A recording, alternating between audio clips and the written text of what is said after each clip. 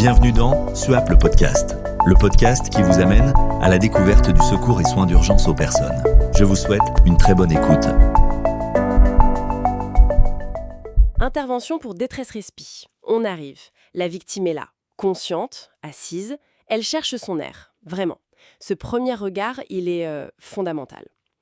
Bienvenue dans cette exploration de la sémiologie respiratoire, un outil essentiel pour nous, sapeurs-pompiers. Exactement. L'objectif aujourd'hui, décoder ces signes pour un bilan solide, pour la régulation et pour nos gestes. Tout à fait. C'est vraiment le cœur du bilan. Savoir observer, savoir interpréter. On se base bien sûr sur le référentiel de formation et on va se concentrer sur l'évaluation de la fonction respiratoire. C'est un pilier. Alors on commence par le commencement, le bilan primaire, les fameuses 10 premières secondes. Comment on sait si ça ventile et si ça ventile bien ? Le geste réflexe, c'est la main à plat sur l'abdomen, pour sentir le mouvement. C'est simple, rapide. Et la position de la victime ? Si elle est consciente, assise toujours, ça l'aide à mieux respirer. Inconsciente sur le ventre, hop, on retourne et on n'hésite pas à dénuder le thorax. Il faut voir ce qui se passe. D'accord. Et cette première observation rapide, elle repose sur 4 points essentiels, c'est ça ? Oui, 4 piliers. La fréquence, l'amplitude, le rythme, et puis un test tout simple, sa capacité à parler ou à compter. Ok. Rentrons un peu dans le détail. La fréquence d'abord. Le nombre de respirations par minute. La norme adulte, tu disais. Pour l'adulte, on est entre 12 et 20 mouvements par minute. Ça, c'est la référence. Et si on est en dehors de ça ? Le signal d'alerte principal, c'est la dyspnée, la difficulté à respirer. Exactement. Si c'est trop lent, moins de 12 chez l'adulte, on parle de bradypnée. Le corps fatigue, il ralentit. C'est souvent un signe de gravité, d'épuisement. Et si c'est trop rapide? Alors là, il y a 2 cas. Si c'est rapide, mais que l'amplitude semble correcte, plus de 20, c'est une tachypnée. Ah. Mais attention, Oui. il y a la polypnée. Ça, c'est rapide et superficiel. Et c'est très préoccupant. Pourquoi spécifiquement la polypnée ? Parce que c'est inefficace.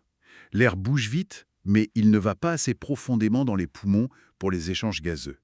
C'est ce qu'on appelle l'augmentation de l'espace mort. Ah oui. Et le risque, c'est l'hypoxie, manque d'oxygène, et l'hypercapnie, l'accumulation de CO2. Vraiment, une situation qui peut vite dégénérer. Donc la fréquence seule ne suffit pas. Il faut absolument regarder l'amplitude, la profondeur. Exactement. Normalement, le thorax se soulève de 4-5 cm chez l'adulte. Une faible amplitude, c'est typique de la polypnée. D'ailleurs, souvent, la personne ne peut plus faire de phrases complètes. Et inversement, une bradypnée, donc une respiration lente, peut être ample. Oui, parfois. Elle peut être lente et ample, mais ça reste un signe de problème majeur. 3e pilier, le rythme. Normalement, c'est régulier. Oui, une respiration normale, c'est comme une horloge. Si ça devient irrégulier, ou pire, s'il y a des pauses de plus de 10 secondes. Là, c'est l'alerte rouge. Absolument. On doit penser à une détresse respiratoire majeure, voire même un arrêt respiratoire imminent. Et le dernier point, ce test simple, parler ou compter. Oui, on demande à la victime de compter jusqu'à 10, sans reprendre sa respiration. Si elle y arrive ou si elle parle en phrase complète, c'est plutôt bon signe. Et sinon ? Si elle compte seulement jusqu'à 5, voire moins, ou ne peut dire que quelques mots entre 2 inspirations, là, c'est une détresse avérée. Attention aussi aux gaspes. Les gaspes. Oui, ces espèces de mouvements respiratoires très lents, inefficaces, un peu comme un poisson hors de l'eau. Ça peut précéder ou suivre un arrêt cardiaque. C'est un signe agonique. D'accord.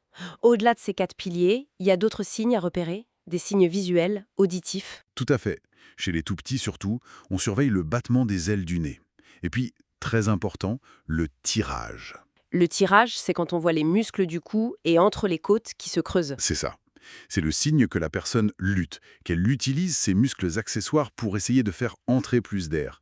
C'est un signe d'effort intense. Et les bruits ? On peut entendre des choses anormales. Ah oui, des sifflements par exemple. Ça fait penser à des bronches rétrécies comme dans l'asthme. Des ronflements. Ça peut être la langue qui chute en arrière ou un encombrement des voies aériennes supérieures. Bruits un peu humides, comme des gargouillements. Alors ça, les râles crépitants ou gargouillements, ça signe la présence de liquide dans les bronches ou les alvéoles pulmonaires. Très fréquent dans l'OAP, l'œdème aigu du poumon. C'est un signe d'encombrement majeur. Il y a aussi un autre signe visuel impressionnant, le balancement thoraco-abdominal. Oui, la respiration paradoxale. Le thorax se gonfle à l'inspiration, mais le ventre, lui, se creuse. C'est l'inverse de la normale. Et ça signifie quoi ? C'est un signe d'épuisement total du diaphragme, le muscle principal de la respiration. C'est un signe de très grande gravité, souvent juste avant l'arrêt respiratoire. N'oublions pas la cyanose, la couleur bleutée. Exact. Le manque d'oxygène dans le sang se voit sur les lèvres, les ongles, les lobes d'oreille. Chez une personne de couleur, on la cherche plutôt sur les conjonctives, sous les paupières ou à l'intérieur des lèvres. Et les sueurs. Parfois, la victime est trempée. Oui, les sueurs abondantes, la peau moite, c'est un signe de lutte intense, d'épuisement. Souvent lié aussi à l'hypercapnie, l'excès de CO2. Si ces sueurs persistent malgré l'oxygène qu'on administre, c'est que la situation est vraiment critique. Bon, après ce premier bilan rapide, mais déjà riche, on passe à une évaluation plus poussée, dans le bilan secondaire. C'est ça. On reprend les mêmes critères, fréquence, amplitude, rythme, signe de lutte, bruit. Mais on mesure sur une minute complète pour affiner.